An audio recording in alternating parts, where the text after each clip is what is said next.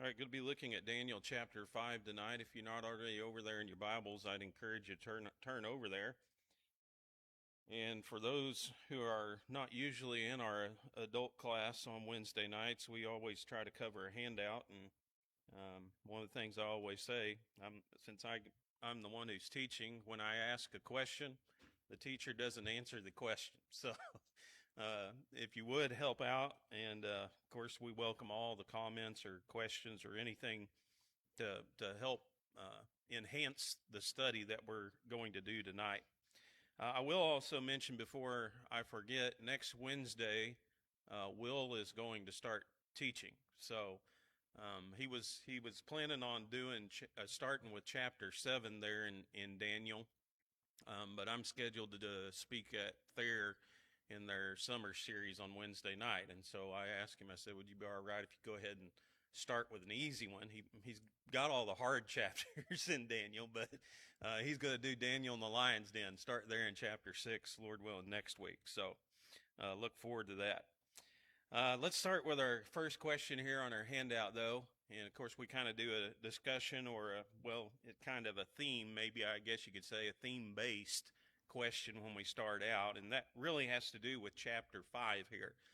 And the question on our handout goes like this. It says, what would you do if God's will was revealed to you in puzzles and riddles?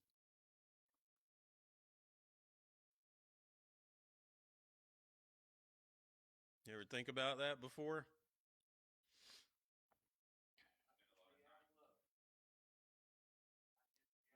You'd be out of luck. Well, what if you really want to know God's will, though? I don't know. What'd you say, Bo? Well, that would probably, I guess it would probably depend on how strong our desire is to know the will of God, right? And I think, I was kind of thinking about this idea a couple weeks ago, but I think I'd probably start studying puzzles and riddles, wouldn't you? And try to figure out, how to get to the bottom of them. Or if I couldn't figure it out myself, I'd probably try to find somebody who's good at solving puzzles and riddles. Yeah, and that's one of the things too to think about is all the Bible, all the language of the Bible that you read about, is it just like straightforward black and white?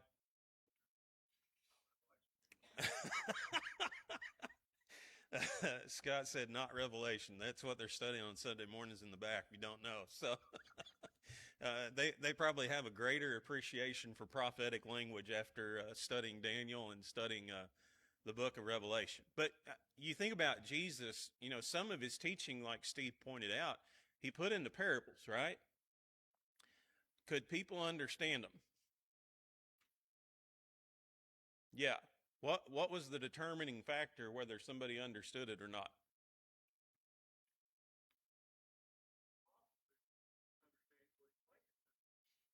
Yeah, but Jesus talks about it in Matthew chapter 13 and basically said it's going to be your desire to know.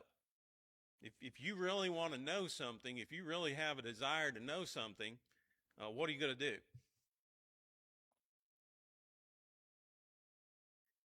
You're going to do everything you can until you figure it out, aren't you? And that's what Jesus was talking about with those parables. I also wrote down here, Scott mentioned it, but I also wrote down here prophetic language. If you've never studied prophetic language before, you start taking these things literal when you're reading about them, you're going to be in a world of trouble. You're never going to be able to figure it out. But there are some things in God's word that are a little bit more difficult to understand than others. And again, I want to emphasize this. It's what Peter said about Paul's writings. He said they're hard to understand, but he didn't say they're impossible to understand. And so does it take a person with a desire to know? Yeah. Does it take effort? Absolutely. But if you don't have the desire to know and you don't have the effort to put, or you're not going to put forth any effort, a person's never going to know and understand those things. So we talk about that because as you go through the book of Daniel, Daniel is really a series. There's some stories mixed in, but it's really a series of visions and dreams, isn't it? And it's God revealing his will to mankind. And it is important to emphasize he didn't leave them in a position where they couldn't understand, right? He instilled men, Jewish men, in positions of power that were able to understand and to explain these dreams and basically point out what the future held for some of these kings and some of the empires that they would be ruling over. And so, chapter 5 here, we're going to be reading about Belshazzar. And of course, this is after the reign of Nebuchadnezzar. We've been studying about him the last, well, I guess really since chapter 1. We've been studying about him. But now we're already past his reign, and we're reading about some of the rulers of the Babylonian Empire that came after him and how God interacted with some of them.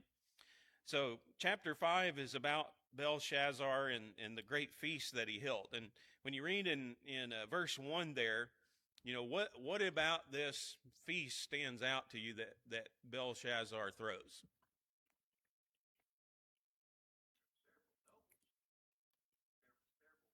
Okay, several nobles. How many? 1,000. And that's just the people who are in charge. That's not counting their wives, their family, who probably would have been present too. But when you think about these great banquets and feasts, especially in the eastern countries, what was generally the purpose of these feasts?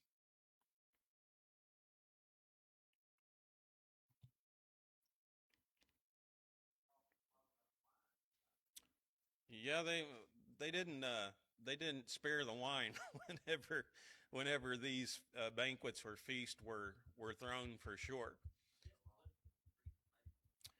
Yeah, a lot of them were politically motivated. If you remember when we studied the book of Esther, we talked a little bit about that and the great feast that the king showed or put on there to show all of the glory and the honor of his kingdom. What'd you say, Scott?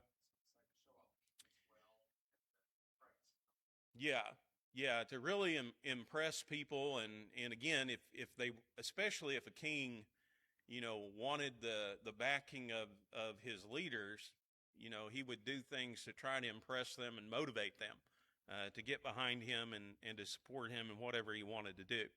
But you know, these ancient rulers, we read about them throughout the Old Testament. They were known for hosting these lavish banquets, and you know they displayed their wealth, their power, the glory of their kingdom. And so Belshazzar holds this large feast. Does anybody? There's something really significant that's going on outside the walls of the city of Babylon when this feast is held. Does anybody know what that is? Yeah, the Persian army is actually they have surrounded Babylon, and they're basically waiting to, you know, trying to wait them out or to try to lay siege to the city itself.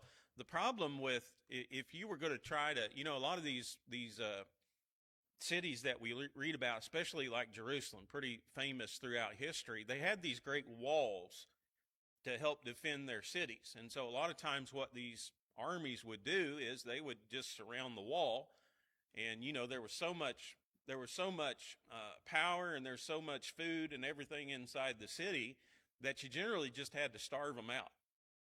And that was kind of the philosophy that a lot of these places took. Instead of suffering major casualties and trying to knock the wall down or get inside, they would just surround them and, you know, cut off their supply lines and then wait them out. The problem with Babylon was you had to wait a long time.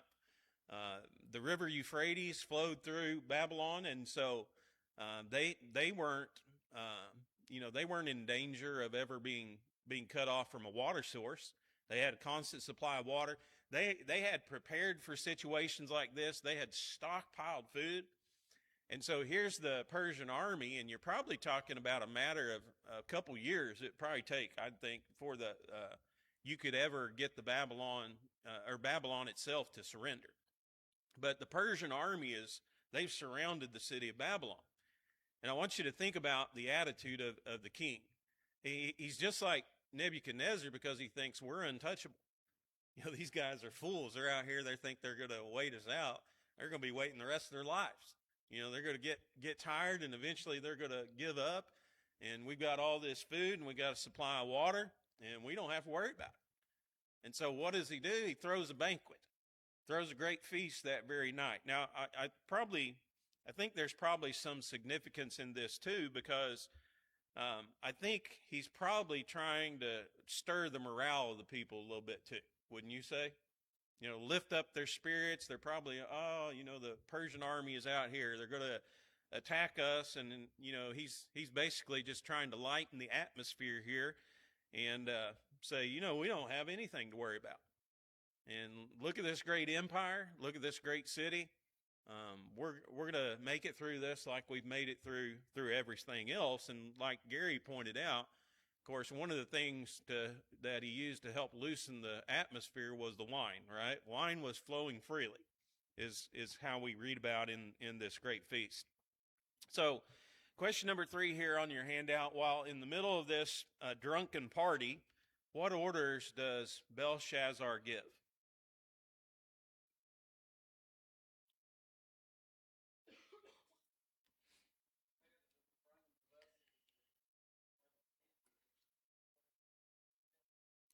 Yeah, remember we talked about the 3 different sieges of the city of Jerusalem. Eventually, all the articles of the temple get carried to Babylon by Nebuchadnezzar. And these have been stored in the treasury, obviously, or maybe in the house of the gods of Babylon as kind of trophies. But here's Belshazzar, and again, think about the situation that's going on. And I think in his mindset, he thought, well, what can I do to help reassure these leaders that we're going to make it through this? And I think in his mind, he thought, well, why not bring out some of these war trophies, where we can show these leaders how our gods have always been victorious over the gods of the other nations. And so they bring out these vessels, these gold and silver vessels, that were taken from the temple of God, the temple of Jehovah, from the Jews from Jerusalem whenever it was destroyed, and they began drinking wine in them. Now you think about it, what was the purpose of that? Well, again, I think the purpose was to reinforce in the minds of all these leaders that the gods of the Babylonians are stronger than all the gods of the other nations. And this was just kind of a way to reinforce that principle within their minds. Question number 4 here. So to whom does the king and the court give praise whenever they bring these vessels out and drink wine from them?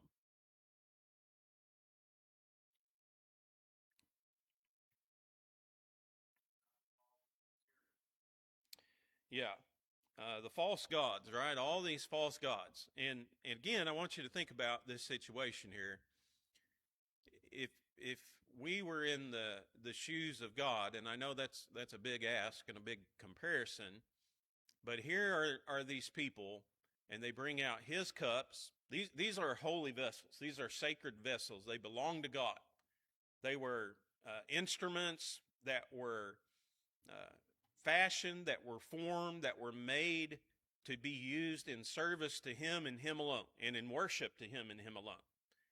And so now these Babylonians bring out those items, Jehovah God's cups, vessels of silver and gold, and they start drinking wine out of them. If that wasn't bad enough, they're intoxicating themselves by the use of these vessels.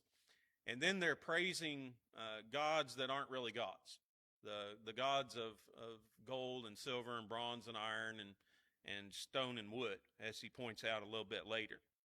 But think about that situation. How do you think God felt about that?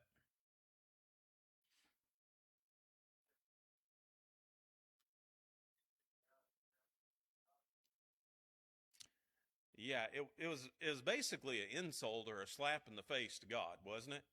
They were his vessels. They were using his vessels. They were using them in an immoral and wicked way, a way that was unlawful, drinking wine out of them, intoxicating themselves by using them. And then while they were doing it, they were praising and giving honor and glory to gods that didn't even exist instead of the one and true God of heaven. And so I imagine God's pretty upset by the things that he sees and what's going on in this particular instance. But basically, they were blaspheming God. They were committing acts that were, taking the name of the Lord and making it in a very common or instead of a sacred and a holy place that it deserves. It's a good, there's tons of lessons that you could bring out from this. One of them, though, of course, pretty obvious here. Warning: stay away from drinking and stay away from drinking parties. Right? What does drinking do to our senses? It dulls them, right? It lowers our ability to reason. And you think about these people. Wasn't the smartest thing that they were doing at this particular time. But it does. I mean, studies have proven, it causes you to lower your standards, weaken your morals, leaves the door open for irrational thinking and bad decisions, doesn't it? And of course, those bad decisions can range from, anything from being sexual in nature. Could be, everybody's probably witnessed a drunk person before, but they'll say and do things that they normally wouldn't do. And that's because they're intoxicated. So you can understand why God doesn't have good things to say about drinking wine or, parties like this, things of that nature. But I think that's probably a lot of what was going on here. People were just, they were drunk. And when you're drunk, you don't make good decisions, and the way that you think, the things that you say aren't normally what you would do. So, question number 5 here: what happens in the middle of this feast?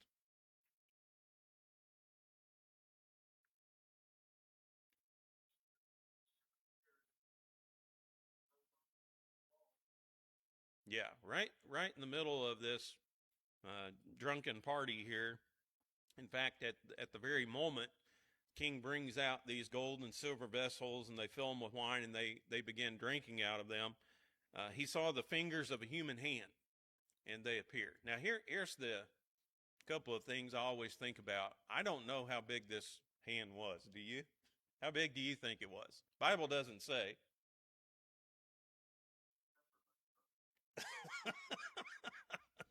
I don't picture it the size of a normal human hand. Do you?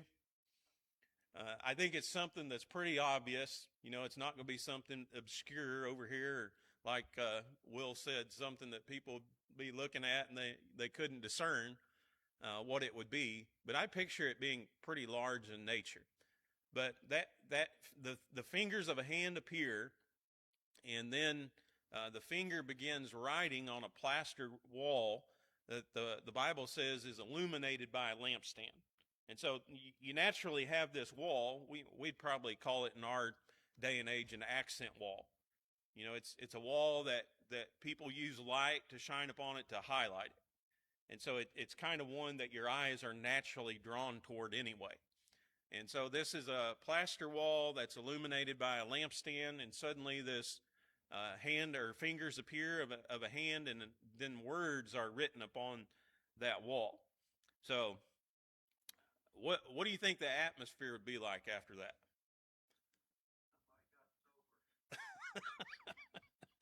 Well, we'll talk a little bit about at least what went through, or some of the things that went through Belshazzar's mind and his reaction to it. But you think about it, it would have been an awesome sight, wouldn't it? I mean, I can't even begin to imagine. I mean, we read these stories, but to actually witness that firsthand would have been an amazing sight. So, question number 6 here. Let's talk about the king a little bit. How does the king react to the handwriting on the wall?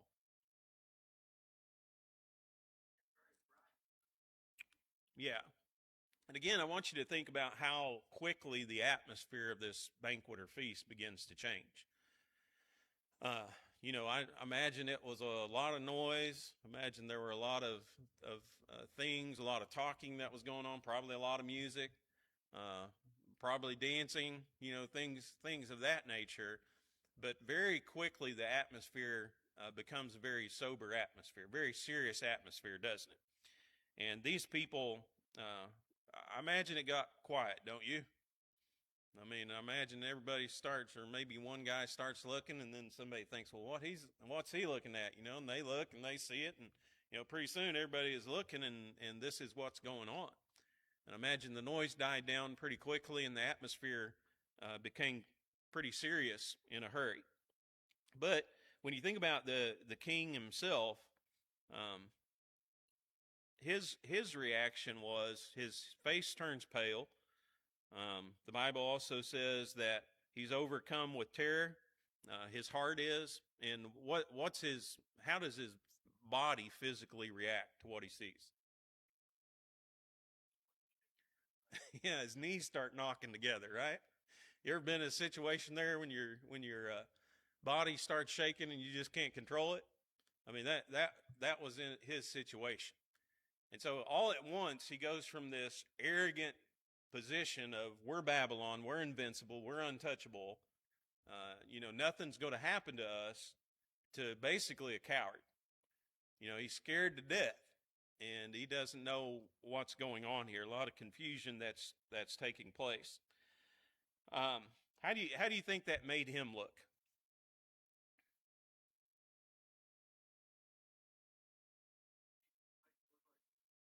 Yeah, weak. I think that's a good way to describe it.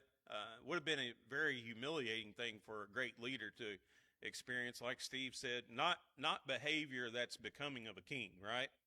King was supposed to conduct himself in a way where he protrudes confidence and arrogance, almost, really is the way to describe it.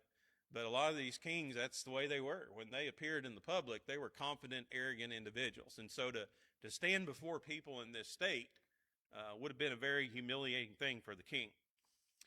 So the king sends for the wise men because he wants to figure out what's going on. Question number 7 here. What happens when the wise men come to the king?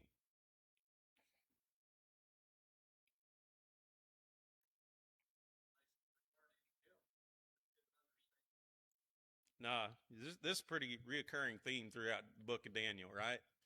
All these guys that are supposed to be so smart and so helpful through the king, in the time of their greatest need, where are they?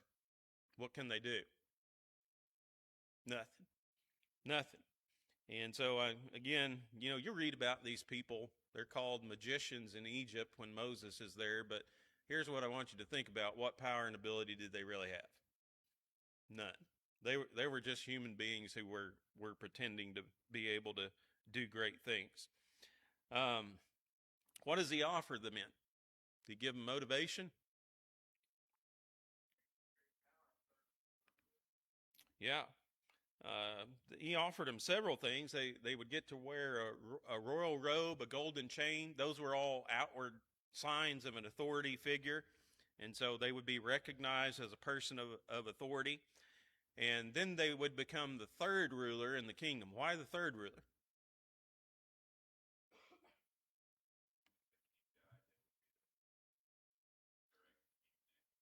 Okay.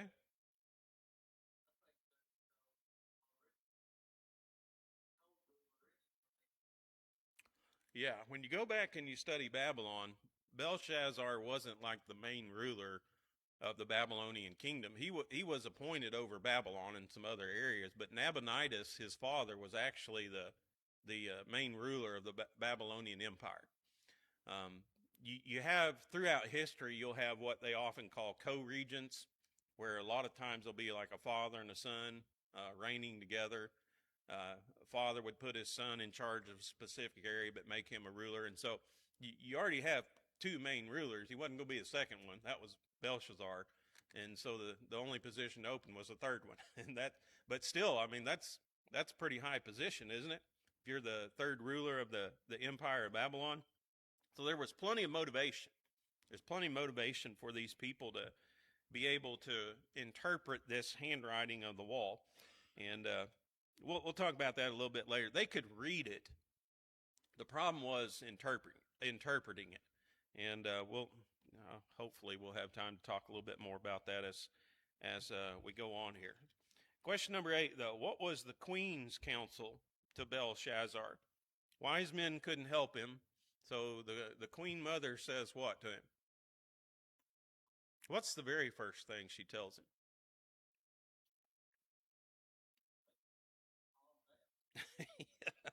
The first thing that she tells him is, quit being afraid and quit acting like a coward. That's not kingly behavior. Okay, straighten up.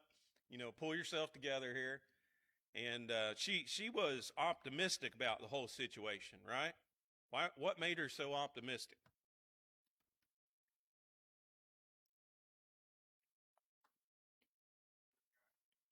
Yeah, she knew about Daniel.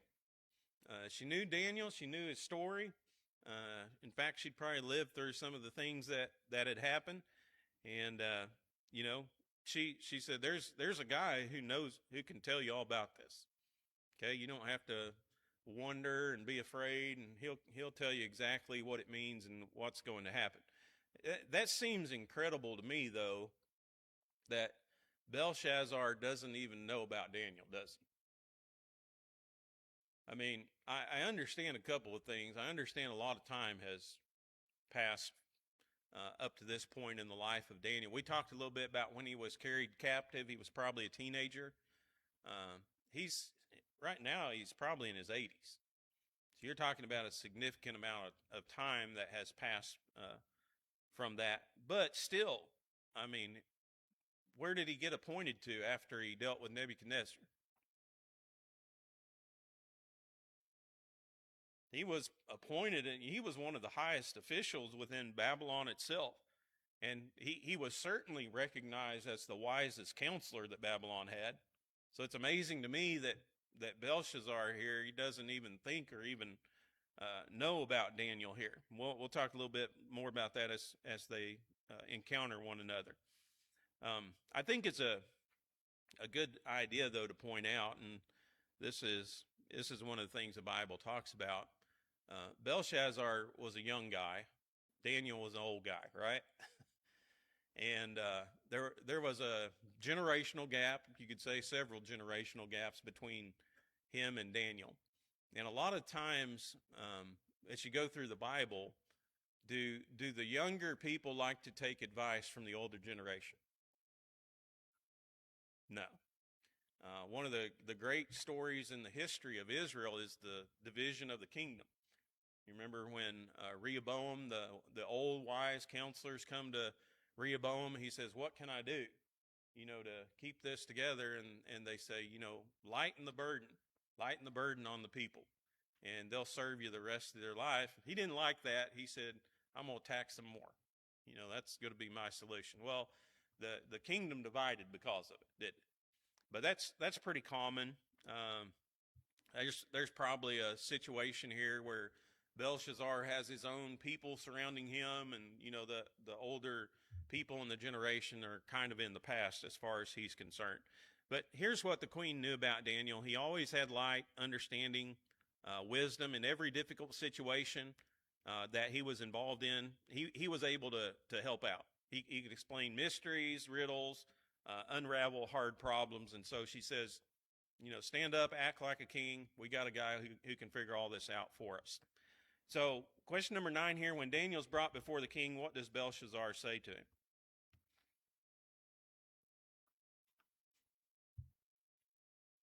What's the first thing he asks?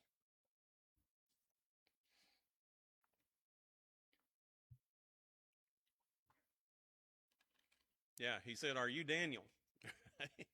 Did he know him? He didn't have a clue, did he? Didn't know what he looked like. Probably didn't know much about him. He said, "Are you Daniel, one of the Jewish captives who've been brought over here to Babylon?" But what we learn about as we read through this is he did know the story of Nebuchadnezzar and what had happened to him, didn't he? So it'd be kind of hard for me to fathom, how could you tell the story of Nebuchadnezzar and, again, living like that wild animal without including Daniel in it? But he didn't have much dealing with Daniel at all. But he said, "I've heard about you from the queen." She said, "The spirits of the gods are in you. They give you special insight, understanding, wisdom." And he also tells Daniel about the failure of the wise men. Of course, that wasn't a new scenario for Daniel, right? It's already happened several times in the book before. And he offers Daniel the very same reward as he had offered all the other wise men. Question number 10, how does Daniel respond to the king's word?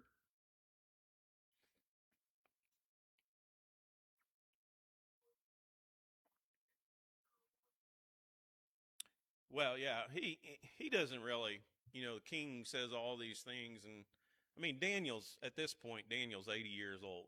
I mean, he's seen it all. He doesn't want to be flattered.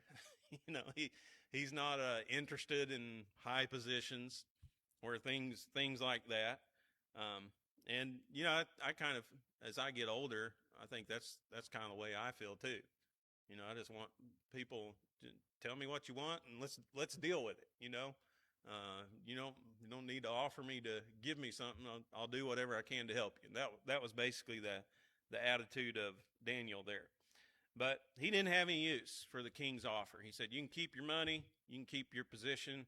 He said, "I'll do what I can to help you out, and I'll do it for free." So in question 11 here, well, let's speed it up a little bit. Daniel talks to him about his dealings with Nebuchadnezzar. He said, "You already know this story. You know what happened to him." Daniel was respectful to the king, and that's one of the things that you'll always find when Daniel deals with higher authorities, but he wasn't afraid to speak the truth. And he said, "Listen, you're learning the lesson that your father Nebuchadnezzar learned during his reign. You heard it, you're familiar with it, you know it, but you failed to learn the lesson from it." So what was the lesson that Nebuchadnezzar learned through his, basically becoming like a wild animal? What was God teaching him?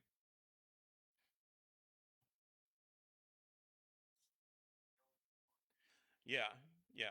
Nebuchadnezzar thought he was in control. He'd done all these great things. The lesson was God, the Most High, rules in the kingdom of men, and he gives that position to whoever he wants to give it to. And here's Belshazzar, and he hasn't learned that lesson. Again, he's thinking we're invincible, we're all right, nothing's going to happen to us. But he didn't have the humility to understand, listen, God brought me here. God put me in this position. I need to listen to him, do whatever he tells me to do. Instead, he's blaspheming the God of heaven by drinking wine out of his gold and silver cups. So, what does Daniel say about the judgment of God? Question 13. Anyone who knew Aramaic could have read the words written on the wall. Okay, the problem wasn't reading the words. It wasn't that anybody couldn't read the words. The problem was how do you interpret this? What's the message of it? And if you look at those words, there's basically 3 words that were written on the wall. And if you have some time, go back and look these up and study them a little bit. But they all have to deal with money. And they were different terms that were applied to money throughout the Jewish the Jewish or Hebrew society or customs. But the first word that you have there is meaning, and basically it means counting or numbering money. So you read that and you say, okay, that's the first word. The second word, tekel, has to do with the idea of weighing money. Okay, you put money in a balance and you weighed it. If you were trading goods, you put goods on this side, you put money on the other side, you balanced them out. So the idea of balancing was the second one. And then you have Perez, which is basically just the root word of the word earlier used, eupharsum. But Perez, some people believe it has a double meaning, and it could. Some people believe it applies to the Persians. It is pretty similar in nature, but it had to do with the idea of a half shekel. To the Jews, it was a half shekel, which was a division of money. And so you could read the words, but here was the great question: what do they mean? And so that's where Daniel comes in, and he says, "Well, this is the meaning of it. You have been weighed in the balances." And you have been found wanting, and now your kingdom's going to be divided. And so you had all these words, but again, the idea of what do they mean, how do you apply them, is the question that was really on the mind of the king. So how does the king reward Daniel for his words?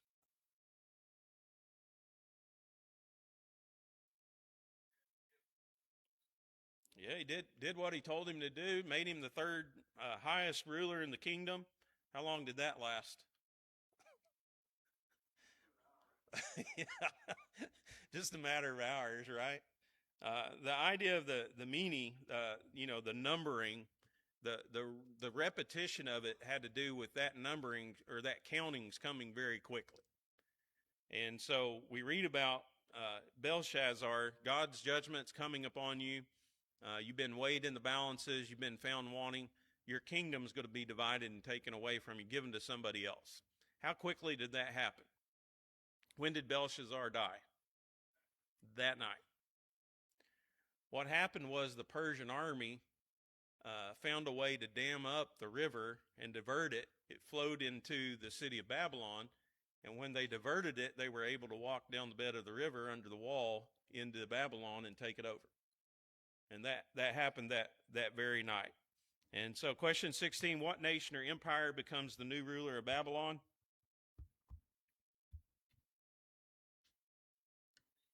Medes and the Persians. Remember the world empires that were represented in that great statue that Nebuchadnezzar saw?